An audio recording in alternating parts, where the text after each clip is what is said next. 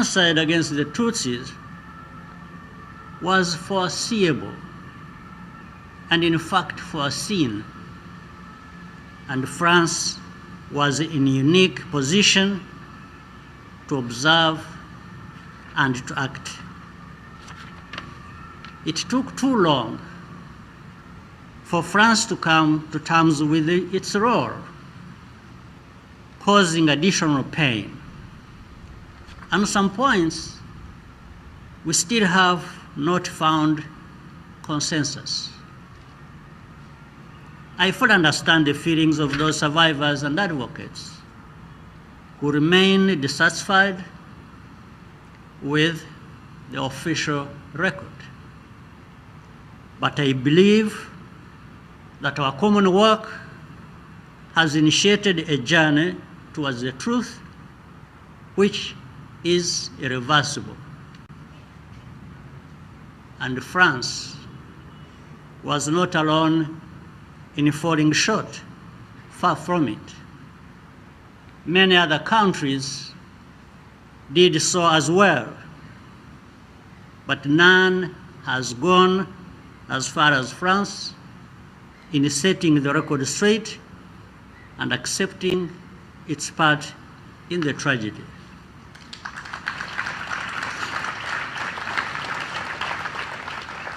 We also appreciate the notable efforts that have been made by France to try genocide perpetrators living here and to criminalize genocide denial. That work must continue. Settling scores on traps, settling scores only traps all of us in the past. We needed to walk free from the tongue of lies, and we have. Then, as now, France serves as a pen holder for African affairs at the United Nations and in other forums. As a result, France will naturally be held to a higher standard, factually and morally, whenever the echoes of history intrude on current affairs on our continent. I hope that France realizes the weight and meaning of the special responsibility. It is not easy, but it is vitally important. And this memorial symbolizes those higher expectations.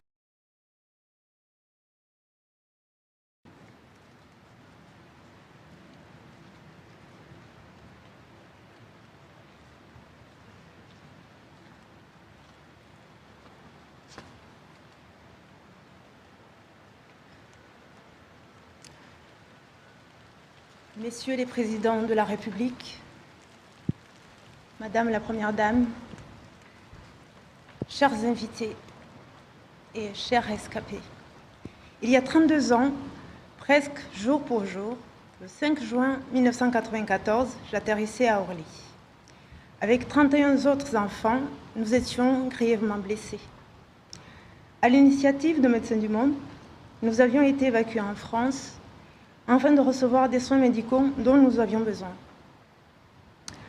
Je me souviens que tout me semblait irréel, presque dénué de sens. Ce n'était pas que j'ignorais la chance qui m'était offerte sur le plan médical, mais plutôt que j'étais encore plongée dans ce hors-temps propre au génocide, où la réalité ordinaire peine à retrouver sa place. Je savais seulement que ce que nous venions de traverser nous dépassait. Nous venions de survivre au crime absolu, le génocide perpétré contre les Tutsis. Cette réalité ne pouvait rester confinée au silence. Témoigner relevait presque d'un ultime acte de résistance contre l'oubli et l'effacement auquel nous étions promis.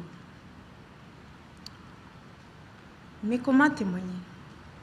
Même 32 ans plus tard, les mots restent insuffisants pour dire ce que signifie être confronté au crime de génocide. C'est une expérience qui échappe à toute représentation. Comment se présenter ce que fait la perte d'1 million de personnes à l'échelle individuelle et nationale? Quel langage pourrais-je trouver pour dire le drame que constitue la perte de 3 générations de ma famille dans le même espace-temps? Ainsi, au contact d'une telle dévastation, les mots se rétrécissent. Ils ne parviennent ni à restituer pleinement la violence que nous avons subie, ni même à mesurer l'étendue de la perte. J'avais 16 ans, je vivais à Kigali avec ma famille, c'était les vacances de Pâques. Nous préparions avec beaucoup de joie le baptême de ma petite nièce Ornella, âgée de 11 mois, première petite fille de la famille. La cérémonie devait se tenir le dimanche 10 avril. Le 6 avril, je devais me rendre chez ma grande sœur dans le quartier de Nyamirambo afin de m'occuper de ma petite nièce et permettre à ses parents de finaliser les derniers préparatifs du baptême. Mais mon oncle Joseph était de passage chez nous juste pour une nuit. Alors j'ai reporté mon départ le lendemain afin de pouvoir passer un peu de temps avec lui. Nous l'adorions. Si j'avais été chez ma grande sœur, probablement que je ne serais pas là devant vous. La soirée s'est déroulée normalement. Nous avons dîné, puis nous sommes allés nous coucher. Vers 22h30, la personne qui travaillait à la maison est venue réveiller mes parents pour leur annoncer que l'avion du président Habyarimana venait d'être abattu et que les miliciens Interahamwe érigeaient déjà des barrières aux abords du quartier. Le 7 avril, très tôt, vers 5h du matin, papa nous demande de quitter la maison familiale parce que ça devient trop dangereux pour nous, pour aller nous cacher avec ma tante et sa famille dans une maison en construction à proximité de leur domicile. Lui et mon oncle Joseph restent à la maison pour la surveiller, pensant sans doute que la situation finirait par se calmer. Quelques heures plus tard, papa sera assassiné devant notre domicile par les militaires de l'armée rwandaise. Mon oncle Joseph parvient à s'enfuir. Nous allons prendre la fuite à notre tour. Et dans la panique, je perds de vue les membres de ma famille. Nous avions tous en tête que la seule chance de survie était de parvenir à gagner une des bases des militaires de l'ONU, la Minoire, située à environ 500 mètres, à l'école technique officielle de Leto. L'école technique officielle Leto. Mais le quartier était sous le contrôle des milices et des militaires de l'armée rwandaise, rendant tout déplacement dangereux. Alors je demande à une famille voisine Hutu de me cacher.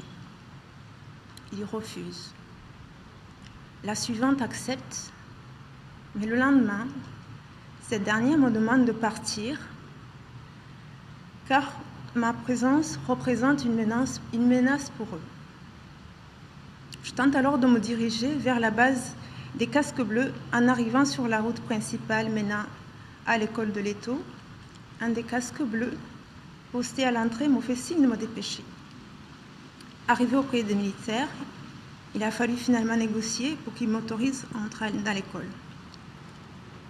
À partir de ce moment-là, j'ai la certitude que je suis sauvée. Mon inquiétude concerne désormais ma famille, qui finit par arriver également à l'école. Nous n'avons pas de nouvelles de ma grande sœur Yvonne, âgée de 26 ans, et de son mari Laurent, âgé de 36 ans, et leur petite fille, qui habitait dans le quartier de Nyamirambo. Je me rassure en pensant que mon beau-frère, employé au PNUD, pourrait avoir été évacué avec sa famille, aux côtés de ses collègues internationaux. Il n'en saura rien.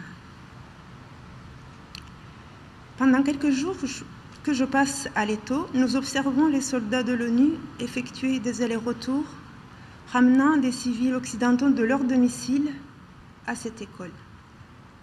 Arrive le 11 avril, dans la matinée, nous voyons ces derniers préparer leurs affaires en vue d'un départ, y compris les religieux en charge de la gestion de l'école. L'organisation des départs se déroule avec une tension palpable. Certains Rwandais en possession de passeports tentent de figurer sur la liste d'évacuation. Un ministre de l'opposition, Boniface Nkulinzira, présent avec sa famille avec nous, demande également de partir. Mais les casques bleus refusent, jugeant son évacuation trop dangereuse pour eux. La peur commence à gagner un certain nombre d'entre nous devant cette nervosité inhabituelle des casques bleus.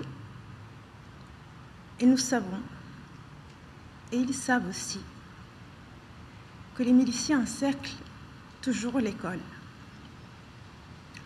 Nous leur demandons alors si eux aussi allaient partir. Ils nous répondent qu'ils vont rester encore 3 semaines et que peut-être ils seront relevés ensuite. Vers 13h, les civils occidentaux montent dans les véhicules et partent à l'aéroport de Kigali, escortés par les camions des casques bleus. Nous sommes environ 2000 personnes réfugiées à cette école, essentiellement Tutsis. Après leur départ, les militaires de l'ONU restés avec nous montent un stratagème. Ils nous invitent à entrer à l'intérieur des bâtiments en nous disant que le déjeuner allait être servi. Les gens ont commencé à entrer. Pendant ce temps, les casques bleus chargent leurs camions avec une extrême nervosité. Une jeep militaire arrive à Somala avec 3 militaires français à l'intérieur. Les militaires de la Minoire commencent à démarrer leur véhicule pour partir. Un moment de panique se crée, les gens crient. D'autres sont dans un état de sidération. Alors, nous nous mettons à travers leurs camions, d'autres s'accrochent au véhicule.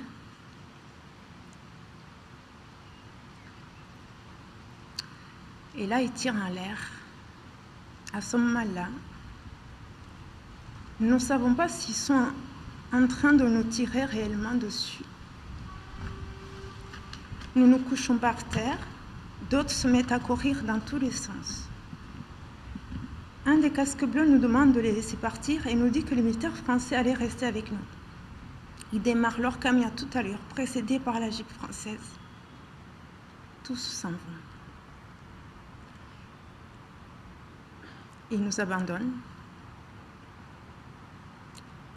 Ils avaient reçu l'ordre.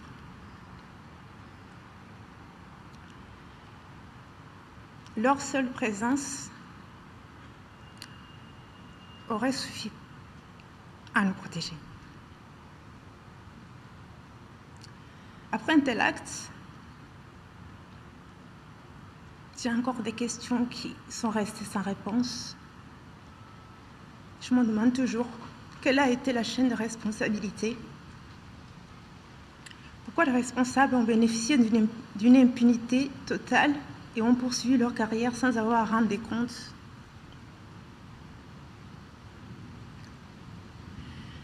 L'instant d'après, les militaires et les miliciens étaient déjà là.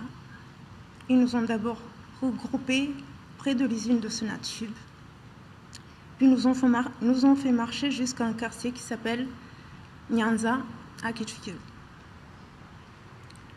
Et là, ils ont fait le travail comme ils disaient.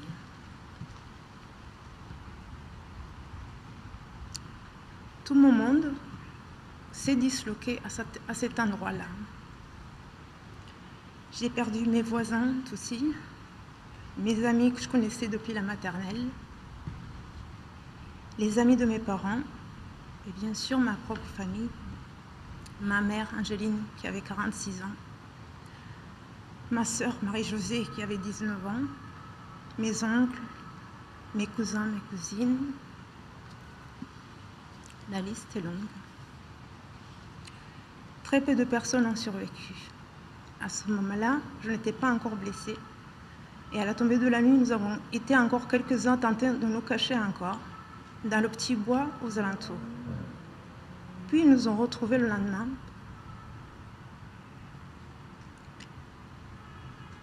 Nous avons été blessés à la machette. Et certains n'ont pas eu la chance de survivre.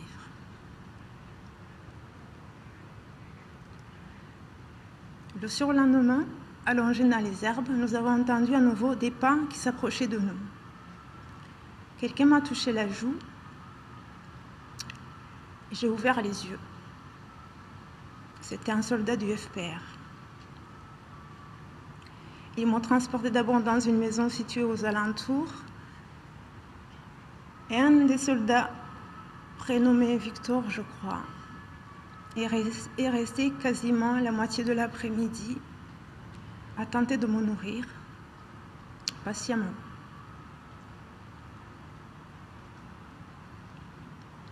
Il m'a littéralement insufflé la vie. Là où moi-même, je ne voulais plus y croire. Plus tard, ce sera le capitaine Evode qui se démenait pour trouver une solution à nos multiples difficultés avec gentillesse. Nous avons été amenés à l'hôtel Rivero, situé sur les hauteurs de Kigali, réquisitionné par le FPR, pour y loger des rescapés. Ils nous ont donné des vêtements propres. Ils nous ont soignés avec les moyens du bord, tout en continuant à se battre contre les génocidaires.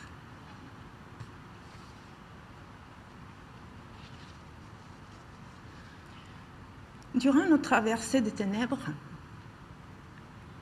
ils ont représenté à nouveau l'humanité.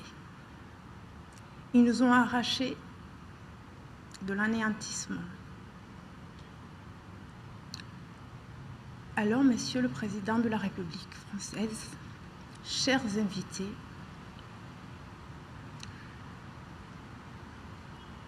pour la première fois depuis 32 ans, permettez-moi d'exprimer à Monsieur le Président du Rwanda, Paul Kagame, et ses hommes, ma plus profonde reconnaissance.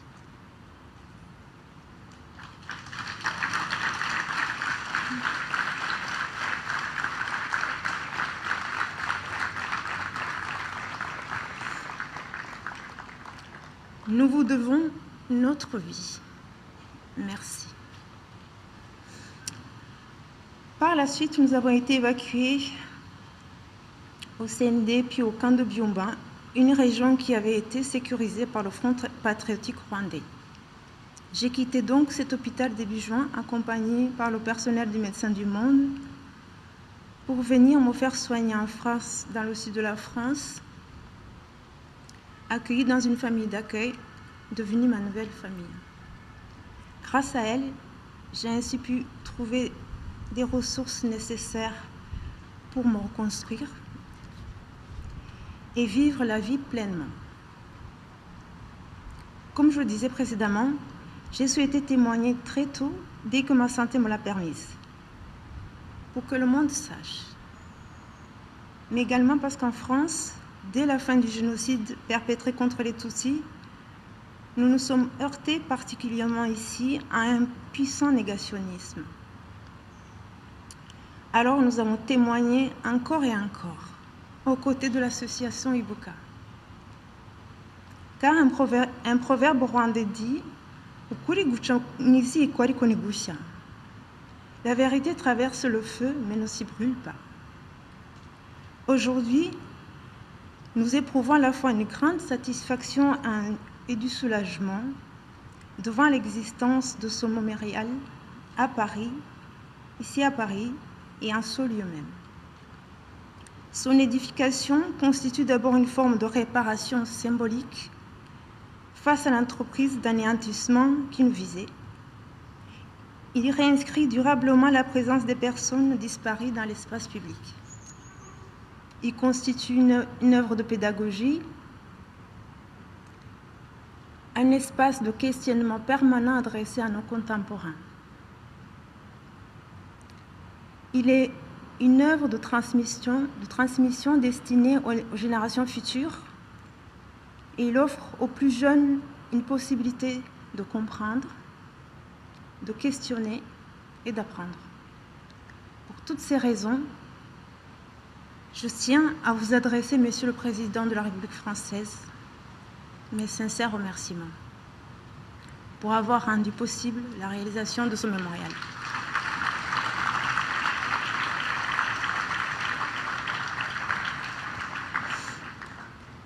Nous savons également que le chemin de la réparation passe nécessairement par la justice.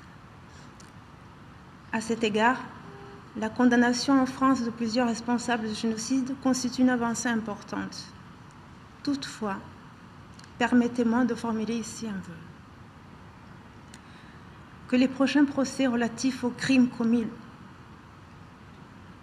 commis durant le génocide se déroulent dans les lieux dans lesquels ils ont été commis et devant les principaux concernés.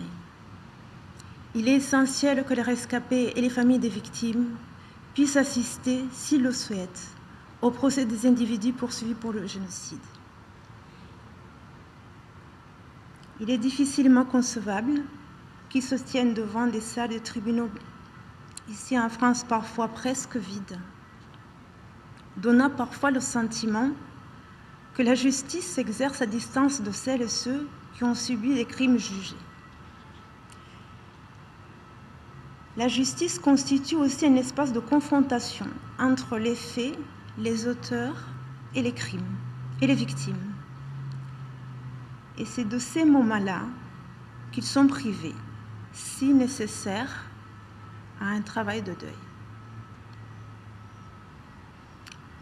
Je vous remercie.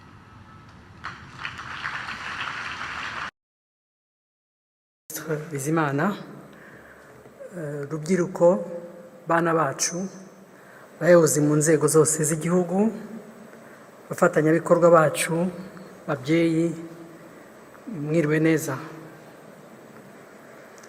Banje kubashimira kuba mwitabiriye ihuriro ry'urubyiruko ry'uyu munsi. Nk'uko mubizi, ntabwo ari ihuriro gusa tuganiriramo, ahubwo ni umwanya twongera gufata ngo twunamire abasore, inkumi, bari urungano rwanyu, bambuwe ubuzima, bavukijwe inzozi zabo n'ibindi byiza bari kuzageraho. Ndanashimira kandi abo twabanye mu gikorwa cyabimbuye iyi gahunda cyo gufungura inzu y'amateka y'urwibutso rwa Jenoside yakorewe Abatutsi rwa Ntarama mu Bugesera. Ndabashishikariza kuyisura ndetse n'ahandi henshi habitse amateka yacu. Nubwo twibuka tukanababara, uyu munsi ntabwo twibuka gusa amateka mabi twanyuzemo, ahubwo twongera no kwibutsa igihango dufitanye cyo kurinda ubumwe bwacu no gukomeza kubaka u Rwanda twifuza. Umwanya nk'uyu kandi twongera gutekereza ku nshingano dufite twese nk'Abanyarwanda, cyane cyane urubyiruko. Tukongera gusubira mu mateka yacu, kuko gusenyuka k'Ubunyarwanda n'u Rwanda no kongera kwiyubaka kwabyo bifite amateka akomeye tugomba guhora tuganiraho nk'umusingi wo kubakiraho. Hashize imyaka 32 Jenoside yakorewe Abatutsi ihagaritswe. Ni nayo mpamvu ni nayo myaka ishize dutangira urugendo rwo kubaka u Rwanda rutubereye buri munyarwanda wese akwiye kwishimira kubamo. Iyo ukurikiranye amateka y'u Rwanda mbere na nyuma y'umwaduko w'abakoloni, ugasoma ibyabaye mu Rwanda nyuma y'uko rubonye ubwigenge, ukumva imbwirwaruhame abari abayobozi icyo gihe bavugaga n'imvugo bakoreshaga urushaho gusobanukirwa uko isenyuka ry'ubumwe bw'abanyarwanda ryateguwe igihe kirekire. Gufata umwanya nk'uyu rero birakwiye, kuko guhindura imyumvire mibi abantu bigishijwe imyaka myinshi kandi gashinga imizi nabyo bisaba imbaraga n'umwanya. Ingengabitekerezo ya jenoside yagiye ihererekanywa muri generasiyo zitandukanye, ari nayo mpamvu tukibona no mu bakiri bato.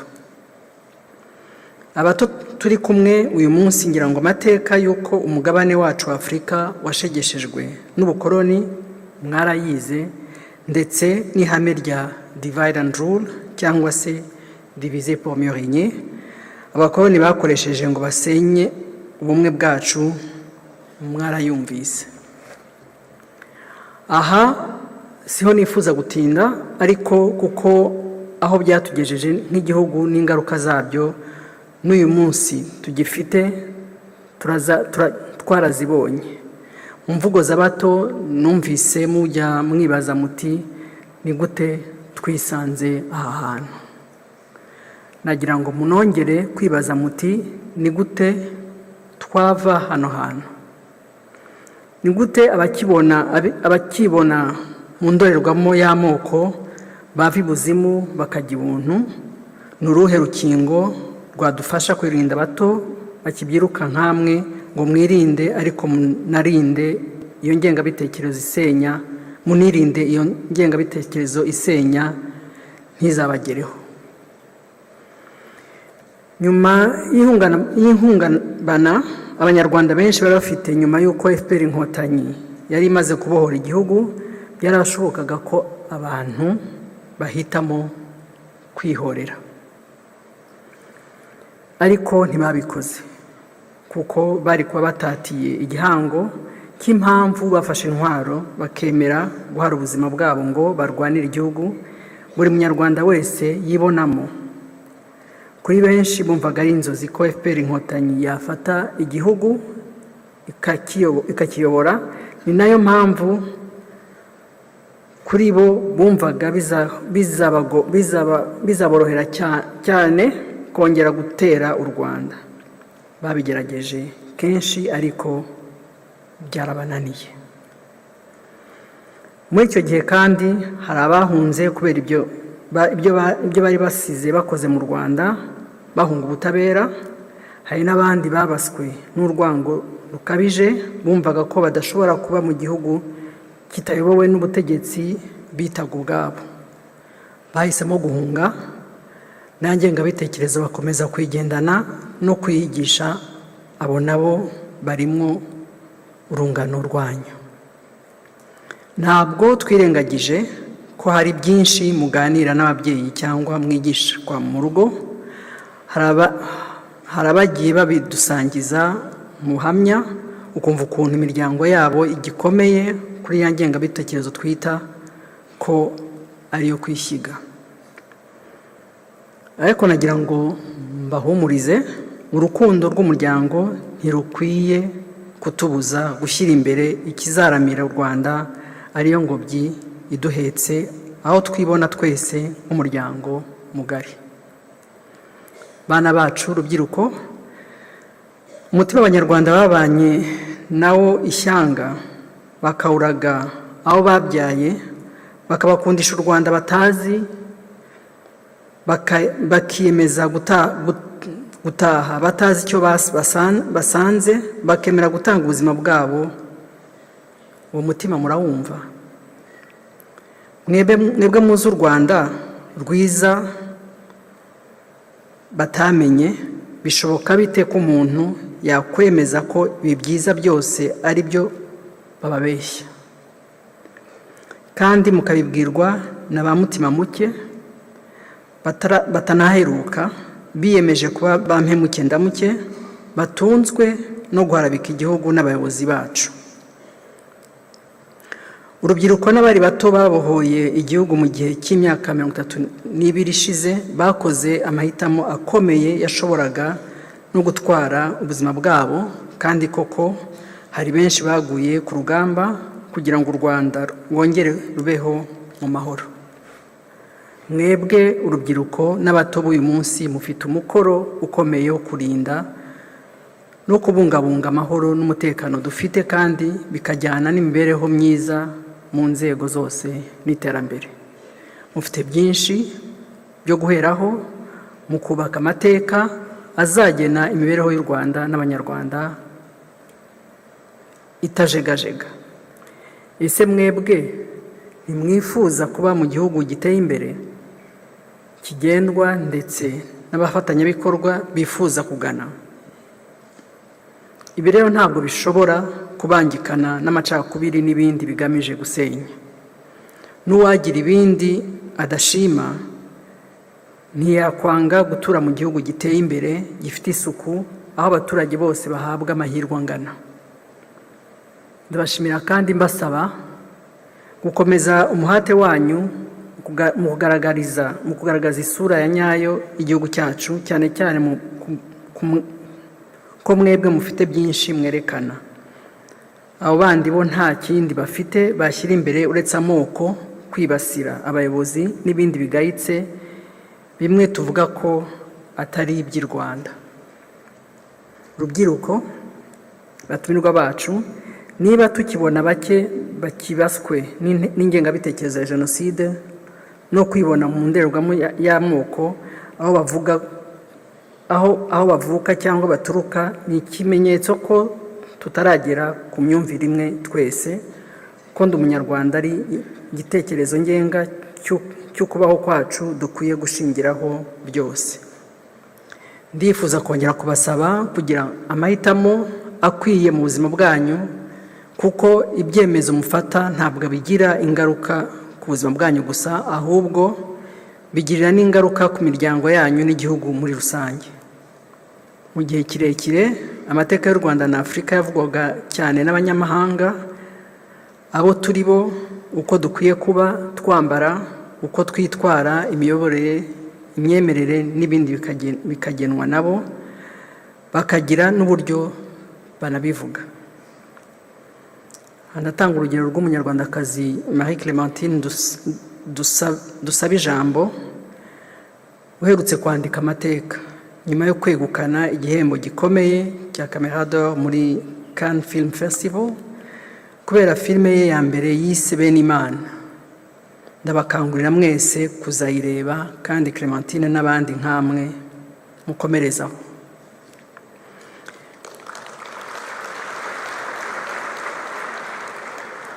Uyu munsi amateka y'u Rwanda agenda arushaho kuvugwa n'abanyarwanda ubwabo ku rwego mpuzamahanga, kandi iyo niyo ntego namwe mukwiye kwiha, kutemera gusa ibyo abandi bavuga ku gihugu cyanyu. Ibyo bisaba kwihugura ku mateka yacu, ibyo Bizimana akora neza cyane, kandi mukabikora mwibwirije ubwanyu, ntawe bahatiye. Gusura inzibutso, kumva ubuhamya, gusoma inyandiko n'ibitabo n'ibindi, mugasobanukirwa amateka yacu byimbitse, biri mu bizabafasha. Ntabwo ari umurimo woroshye, ariko ntabwo ari n'umurimo udashoboka. Igihe cyose u Rwanda rwahoranye abatabazi barurwanira. Uyu munsi ni mu batabazi bazamenya u Rwanda rwa none n'urw'ejo. Mu izina ry'abakuru twongeye kubasezeranya ko uyu munsi turiho kandi tuzakomeza kwimana u Rwanda. Mwebwe abana bacu muzaba heza. Iri ni isezerano kandi ni n'igihango dufitanye n'igihugu cyacu. Mujye muzirikana ko u Rwanda dufite ari uru nta rundi, kandi nta heza haruta iwabo w'umuntu. Nta rwitwazo rero rundi twubaka u Rwanda twifuza, nk'uko ya ndirimbo bivuga neza ko tuzarwubaka tukarugira paradizo. Murakoze, mbifurije kugira ibiganiro byiza.